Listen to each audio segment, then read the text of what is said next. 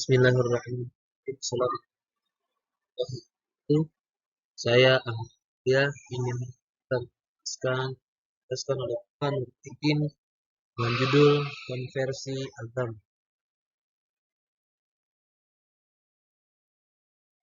Konsep konversi agama pertama, pindah atau masuk ke dalam lain. Misalnya dahulu seseorang menganut agama Kristen, tapi sekarang pindah atau masuk ke agama Islam. Dan sebaliknya, seseorang yang menganut agama Islam pindah atau masuk ke dalam agama Kristen. Yang kedua, berubah sikap keagamaan dalam sendiri.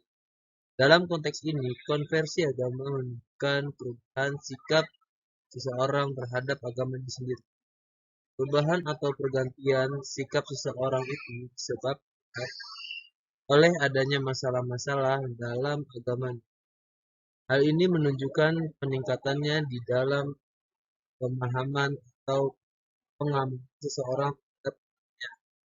Misal, seseorang tidak taat melaksanakan amalan-amalan agamanya. Tapi setelah terjadi konversi agama, perubahan sikap pada dirinya, ia menjadi taat dalam melaksanakan agamanya dan meninggalkan tradisi-tradisi keagamaan yang ada dalam agama. Selanjutnya, karakteristik konversi agama. Pertama, terjadinya perubahan arah dan pandangan hidup atau keyakinan seseorang terhadap agama yang diyakini, sehingga ia merubah pandangan hidupnya dengan cara pindah masuk agama yang kedua. Terjadinya perubahan atau pandangan atau paham-paham keagamaan dalam agama yang diyakini. Terjadinya perubahan arah atau pandangan hidup itu secara mendadak atau secara berproses. Yang keempat, perubahan yang terjadi pada individu dipengaruhi oleh kondisi badaniah, jiwaan, dan lingkungannya, atau disebabkan petunjuk ilahi.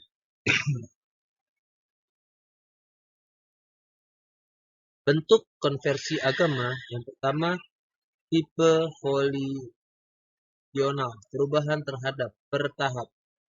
Konversi agama tipe ini terjadi melalui proses di mana individu berusaha merubah kebiasaan-kebiasaan yang dilakukannya secara beransur-ansur.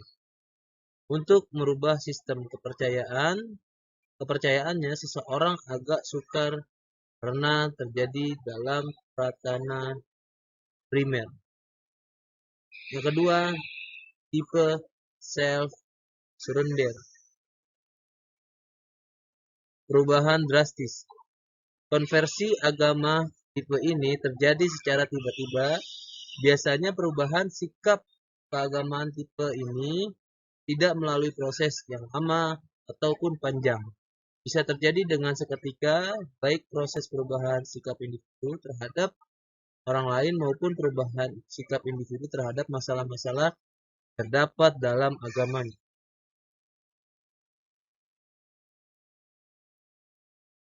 Faktor pendorong terjadinya konversi agama. Yang pertama, faktor kepribadian. Tipe kepribadian penyedih sering dilanda konflik dan frustasi yang dapat menimbulkan keraguan-keraguan, kecemasan, was-was, dan kebimbangan jiwa yang mendalam, seperti mengasingkan atau uzlah, betapa bahkan konflik jiwa bisa menyebabkan jadinya konversi beragama bagi pelaku.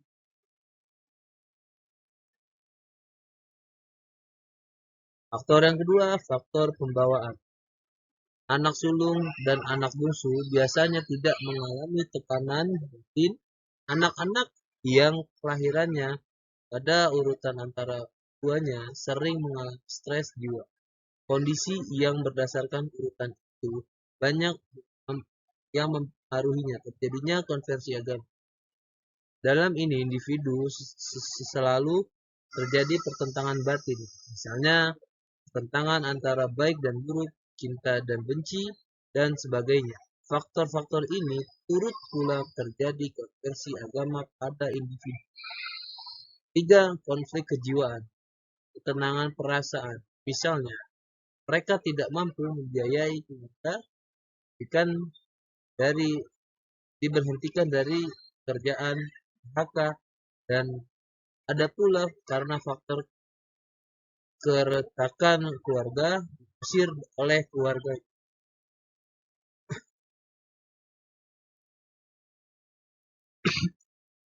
Faktor strength sama faktor keluarga. Keretakan keluarga, ketidakserasian, perlainan agama, kesepian, kesulitan seksual, kurangan mendapat pengakuan kerabat, dan lainnya. Penyeluruhannya dengan cara main keras, berandalan, judi, kelahi, bahkan perbuatan membawa mereka pada versi agama. 2. Lingkungan tempat tinggal.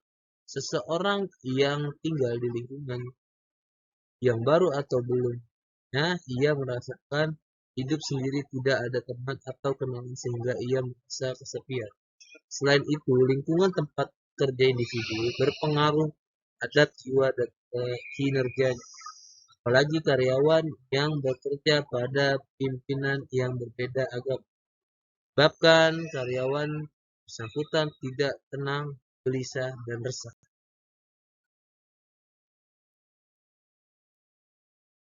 Ketiga, perubahan status dan peranan. Misalnya terjadi perceraian dalam sebuah keluarga, keluarkan dari sekolah atau perkumpulan dan sebagainya. Perubahan status dan peran itu dapat memicu timbulnya konflik kejiwaan dari individu yang bersangkutan. Di satu sisi, kondisi kejiwaan seperti itu menjadi individu broken home. Keempat, kecampuran agama dan tradisi masyarakat.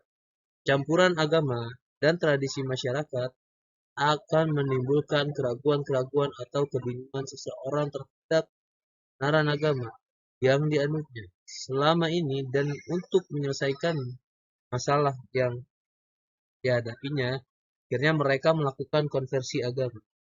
Yang kelima, faktor kemiskinan. Kondisi sosial ekonomi masyarakat yang lemah akan menimbulkan dampak negatif dalam hidup dan kehidupannya. Dan bila perasaan kemiskinan itu besar ke dalam jiwa dan kehidupannya, niscaya akan muncul konflik dalam dirinya sendiri.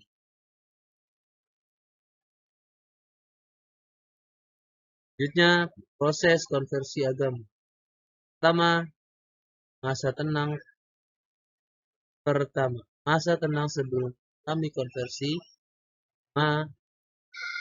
dinama segala sikap, tingkah laku, dan sifat-sifatnya, acuh tak acuh tentang agama. Jelas pada masa ini, masalah kepercayaan atau masalah-masalah agama belum mempengaruhi atau menyentuh jiwanya. Mereka bersikap acuh dan tak acuh terhadap agama dan bebas melakukannya buatannya, terutama perbuatan, sikap, dan tingkah laku yang dilarang oleh agama. Dikarenakan ajaran-ajaran agama belum mempengaruhi kepribadiannya. Yang kedua, masa ketidaktenangan merupakan masa-masa terjadinya konflik atau pertentangan batin dalam diri individu, di mana ajaran-ajaran agama mulai mempengaruhinya. Hal ini dikarenakan berbagai masalah kehidupan yang dialami, misalnya masalah ekonomi, moral, pendidikan, dan dosa-dosa yang dilakukan.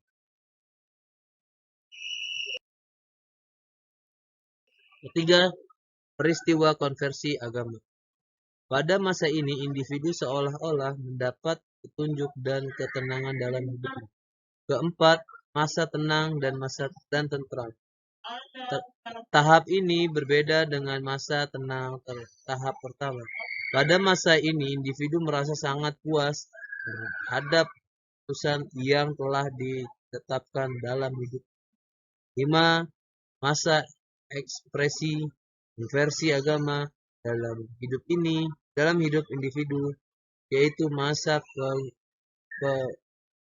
papan konversi agama dalam bentuk tindakan-tindakan, kelakuan, sikap, dan perbuatan seluruh jalan hidupnya berubah atau mengikuti aturan-aturan yang diajarkan agama. Dampak positif konversi agama atau sikap keagamaan. Yang pertama, ubahnya pandangan hidup. Yang kedua, bersikap ekstrovert dan optimis dalam hidup. Yang ketiga, menyenangi teologi liberal dalam beragama. Yang keempat, kesadaran diri. Jazakallahu khairan. Kurang lebihnya maafkan, yang sempurna semata kesalahan pribadi saya. Bila taufik saya. Assalamualaikum